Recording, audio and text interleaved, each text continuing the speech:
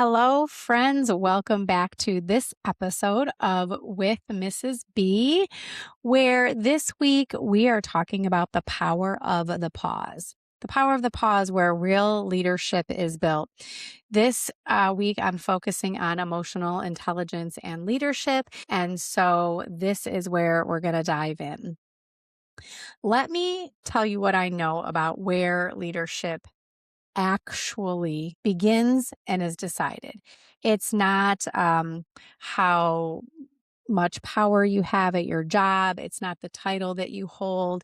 It's not in these big, inspiring moments that you might imagine. Leadership, whether it's at work, in your career, or at home, in your life, it is decided in the first 3 seconds after you get triggered about anything. It is decided in that space in between the comment that someone makes that you don't like, the email that frustrates you, the tone of someone's voice that feels disrespectful, or the pressure in the moment that you're feeling, the lack of someone following through, or behaviors that push your buttons. It's decided in that micro moment between that and when you respond. Because in that moment, you have two options. You can react from conditioning, from your habits, from your patterns, or you can respond from an identity, a leadership identity. And most people don't realize that their entire ability to influence and lead others, have others want to follow them or be led by them, it really kind of rises and falls and lives inside that invisible space. So this week inside the community, I dropped some pocket coaching on what it looks like to lead yourself first. But today, I want to go a little bit deeper because this pause, this microsecond between this thing that triggers you and your reaction or your response, it's not just like a tool or a strategy or a tactic that you use as a leader. It becomes the identity of how you respond. It's an identity shift, a choice that you are making. And so I really want to talk about what is happening neurologically when you're in that response and react modes. Our nervous systems, they are wired for protection, not leadership. So when we are in a situation where something feels threatening, disrespectful, unfair, out of control, your body's going to react and respond before your logic does. That surge that you feel, it's a primal, ancient, fast, protective surge of energy. And this happens in relationships, in business, parenting, finances. We often treat that surge of what we're experiencing as like a factual truth and sometimes even a threat. But it's not necessarily truth. It's just something is being activated inside of us. And most damage that happens in leadership, in relationships, it doesn't come from bad intentions. It comes from our unregulated reactions.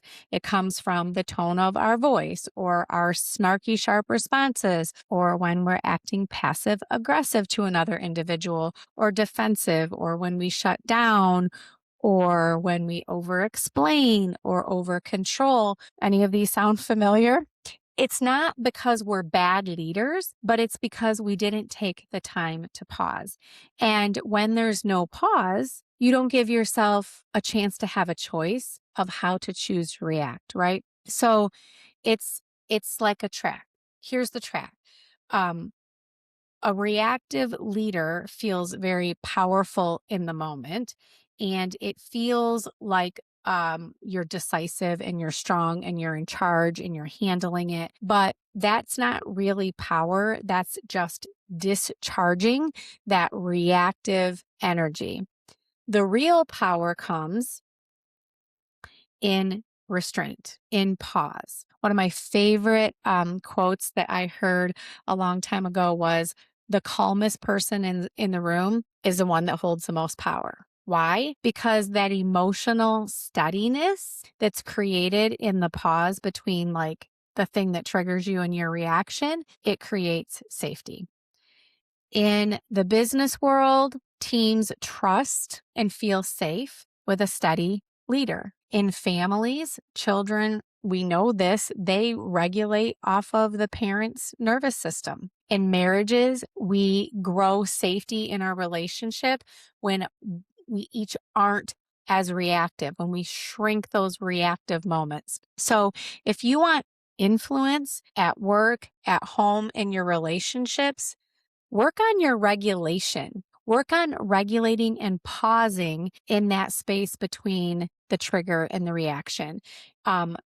Influence is not going to come from being the loudest person in the room, the dominant person in the room, the one that's like in the most urgency. It's in regulation. Regulation is where we create, well, it's in the pause where we're creating the regulation. So it's like I want you to here's the shift I want you to see. The pause isn't about the other person being right or wrong. It's about the identity that you get to build. It's about the reactions that you get to choose that are going to reinforce the version of you that you want to show up. So are you reinforcing a reactive identity of leadership, or are you reinforcing one of pause and calm, curiosity, patience, understanding, or just being in control of your emotions? Every pause is going to reinforce a different version of you. So when you react, you're, reinforcing being impulsive. You're reinforcing being defensive. You're reinforcing being emotionally driven. But when you pause, you're reinforcing being grounded and intentional, being self-led in leadership of yourself.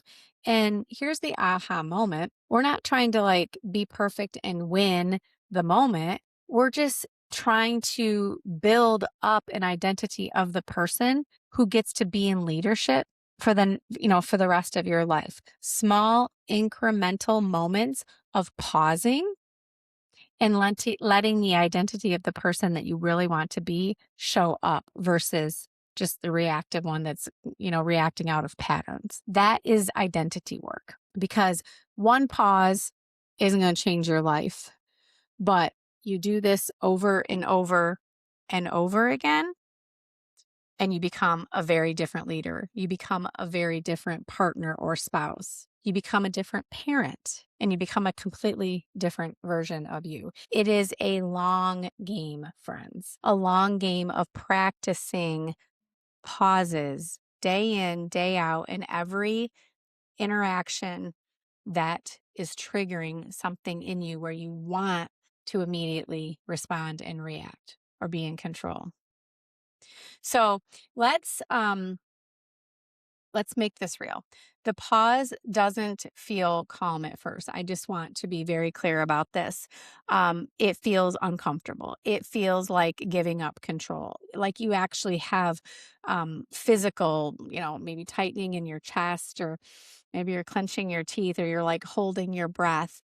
Um, wanting to like immediately blurt it out or speak, wanting to correct or defend. The pause is the willingness to sit in that discomfort without immediately spewing it all out onto someone else. Sitting with that discomfort can look like taking a slow breath, allowing yourself enough time to say, you know what, let me think about that. Or, can you clarify what you mean? Help me understand. Or just waiting to hit send on that email or that text. Walk in another room, take a break. It's not suppressing your feelings or ignoring them, but it is leading yourself under the pressure of that trigger moment. That is where the emotional intelligence and leadership actually lives. So I want you to practice this. I want you to give this a try in real life. Don't try to pause on everything that triggers you, But pick one predictable trigger. You know what it is. You know the trigger that gets you all the time. Maybe it's, the chaos in the morning and, at home, or maybe it's you're triggered over your finances or a certain person that you work with or your partner's tone of voice. Maybe it's someone who regularly doesn't follow through on something. And then I want you to pre-decide, pick that one trigger and pre-decide when this happens, I will pause. Not I'm going to try to pause. I commit, I will pause, even if that pause is just taking a deep breath. That pre-decision in and of itself is going to reduce the emotional chaos that goes on inside of you when you're triggered. This is what strong leaders do. They pre-decide who they are and how they will show up before shit hit the fan, before the pressure hits, before the trigger comes. The goal isn't about being perfect at this. The goal is just to practice what it looks like to create space. When you create space, space creates an opportunity for choice. And when you can create opportunity for choice, you can, even in just a microsecond of time, create something that feels more aligned with the person, the friend, the partner, the employee, the leader that you want to be. And that, like, regular aligned choices, that's going to build an identity. That is going to build influence. I want to make it really clear. I talk a lot about business and leadership, but this isn't just about business leadership. This is life leadership. Because when you can regulate yourself, your relationships shift, your marriage shifts, your parenting shifts, your friendship shifts, your business shifts, and most of all, your confidence shifts. Because self-leadership, that's like something that is like, it radiates outward. People notice that. Leadership isn't about controlling an outcome. Being in control and in leadership of your life isn't about controlling the outcomes, because control, my friends, as we know, is an illusion.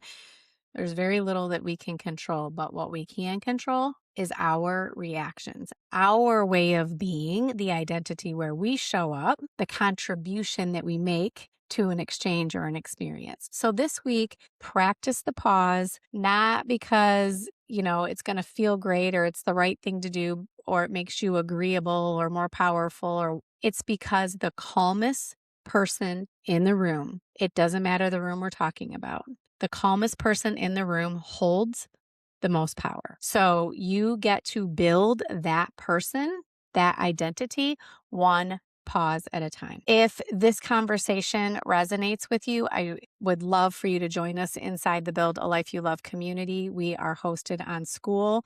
This is the kind of work we do there: identity work, emotional intelligence, awareness, and work. Because life leadership, that is built from the inside out. So until next week, friends, go build a life you love. I'll see you next time.